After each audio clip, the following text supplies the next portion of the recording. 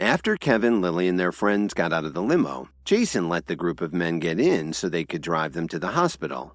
But it turned out they didn't need help at all. They were robbers. The gang's leader ripped Jason's watch right off his wrist. "That's what I expected from a rich kid like you. I'll bet this watch is worth a few $100,000, the man said happily. As soon as he said this, the man who was holding the bag suddenly got very excited. "Quick, hand it over to me." The group of robbers were very happy. It looked like they could get at least $1 million from their rich victims. With that much money, it would be easy to change their identities and move to another town. "It's best if you hand your things over willingly. Don't force us to search you, okay? If you resist, things could get a lot worse," the group's leader said coldly. Officer Emmett felt horrible about this, but she couldn't figure out how Kevin could stand up to bank robbers but not get involved in this situation. But she couldn't dwell on that right now. Blair and the rest of them were very reluctant to take off their valuables and put them in the black bag. Finally, the gang leader said again, "Thank you for your cooperation. We only have one more request. In 1 minute, you're going to get out of the car and stand outside." What choice did they have? They all got out of the car and split up into 2 rows according to the robbers' instructions. The thieves made them hold their hands on their heads like they were under arrest. Some of the more fearful people in the group started to shake. Then the leader of the gang smiled lewdly and reached out to touch Officer Emmett's face. It looked like he had other things in mind than just a robbery. "Get lost, you scum," Officer Emmett said in disgust as she slapped the man's hand away. "So, you'd rather play the martyr," he said. Then he turned around and put his knife on the neck of one of the men from Jason's group. "I know how to handle martyrs. You're a police officer, aren't you? Then you're responsible for the safety of everyone here. If you resist me again, this man dies." The man started to tremble even more when he heard this and felt like he was going to faint. Officer Emmett tightly clenched her fists. With her martial arts skills, dealing with these robbers wouldn't be a problem at all. But now, there were hostages to worry about. Almost subconsciously, Officer Emmett looked over at Blair, but he was too scared to offer any resistance. She was disappointed to see him like that.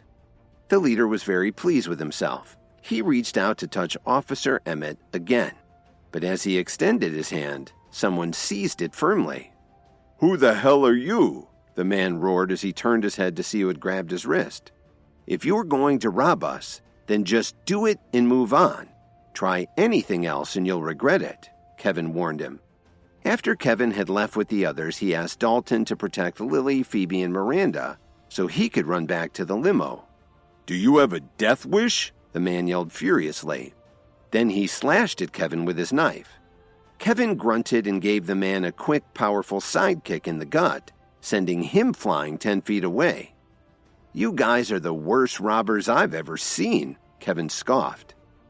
"Kevin, quick, save me!" Jason yelled excitedly. He remembered what Kevin had done to Merriweather, and he knew that he could rescue them from these robbers.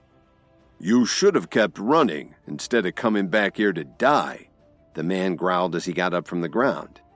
"What are you still standing there for? Hurry up and kill this bastard!" The man turned around and shouted at the other robbers.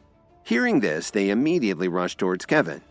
"Kevin, be careful!" Officer Emmett cried out in alarm. "Don't worry," Kevin replied to her. But he didn't retreat. Instead, he took a step forward towards the men. When the first man threw a punch at Kevin, he deflected it and then punched him in the stomach. The man dropped to his knees, unable to breathe. When the other men saw Kevin take out their best fighter so quickly, they stopped in their tracks. Jason, Blair, and the others also stared in disbelief. Was Kevin really that powerful? "Is he okay?" the second robber asked frantically. Before the man could answer, Kevin kneed him in the chest. "He's just going to take a little nap," Kevin said. After letting out a muffled groan, the man lay down on the ground and didn't move at all. "Shut the hell up!" the second man screamed as he raised his knife and quickly rushed towards Kevin. Then he slashed at Kevin's head. The strike could have killed him, but in the next second, Kevin grabbed the man by the wrist and kicked him hard in the shin. There was a cracking sound as the bone snapped. Then Kevin quickly reached out his other hand and grabbed him by the waist. He lifted his attacker up and threw him at the other two men. The three of them fell to the ground in a heap. The one who had tried to kill Kevin lay on the ground holding his broken legs, screaming in agony. After seeing the four armed robbers fall to the ground so quickly, Blair jumped up in excitement and shouted, "What a beautiful fight!" The hostages smiled as they saw a glimmer of hope. A couple even started to cheer Kevin on. But their hopes were dashed when they heard a gunshot suddenly ring out. The head of the gang had shot out one of the windows of the limo. "Why don't you try that with me?" The man snarled ferociously as he pointed his gun at Kevin. "Hey, I didn't know you were carrying any guns with you," Kevin replied without flinching. Instead, he said calmly, "Why don't you try to shoot me instead of an innocent car? Let's see if you can hit me." "Are you actually daring me to shoot you?" he asked contemptuously. "Do you want to try?" Kevin asked jokingly as he furrowed his brow. "Kevin!" Officer Emmett shouted anxiously when she heard him say this. Of course, she saw through Kevin's strategy. It was the same thing he'd done during the bank robbery. He was trying to draw the man away so he wouldn't hurt the others. Kevin was very casual about it. He waved at Officer Emmett and then said to the gang's leader, "If you don't shoot me now, you may not get another chance."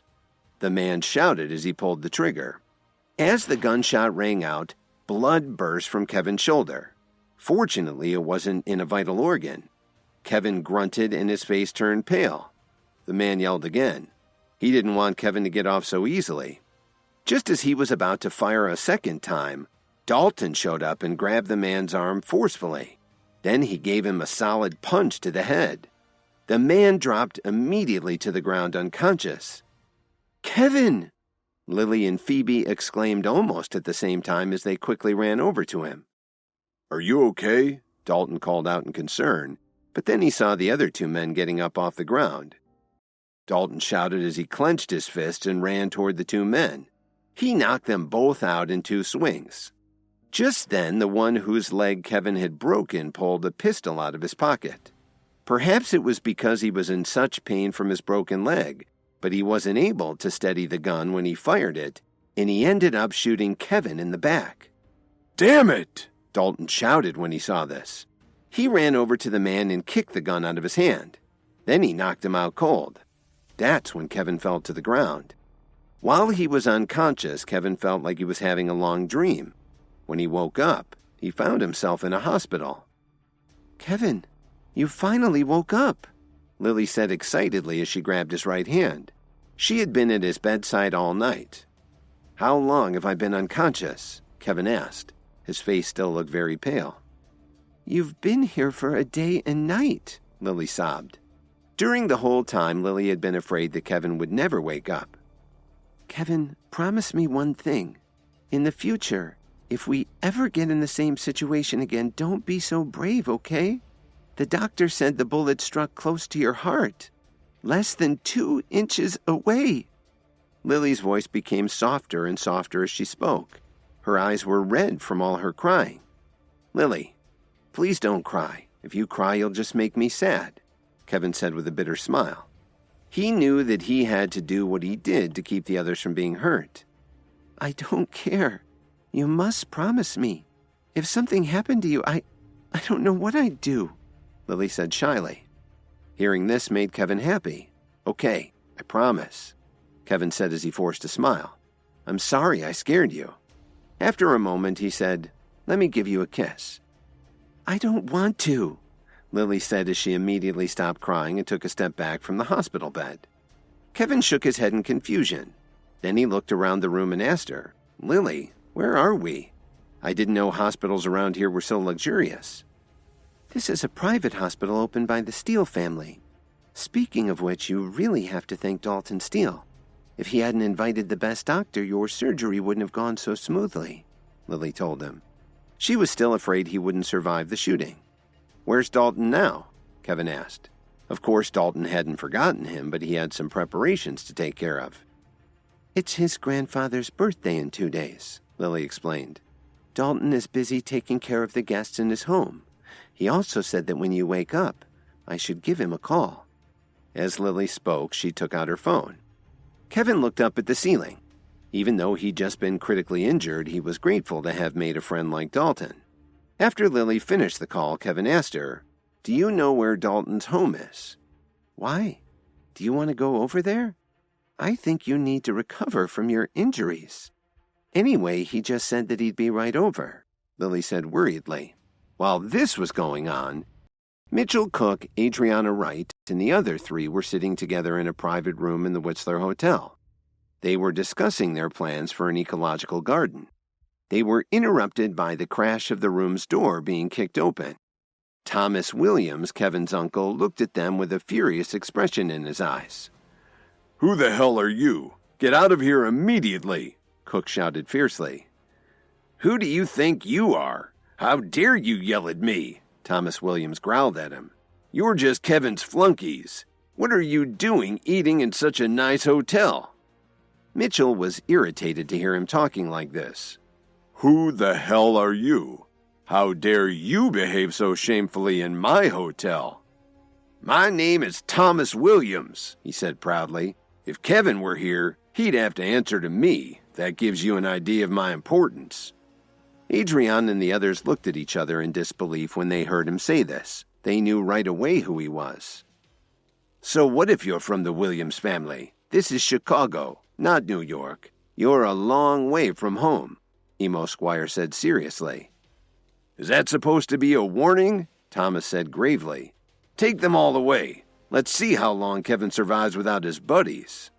They had no idea what Thomas had in mind. Hi, Kevin here. If you're wondering what happens next, then stay tuned on the Pocket FM Universe channel for more episodes.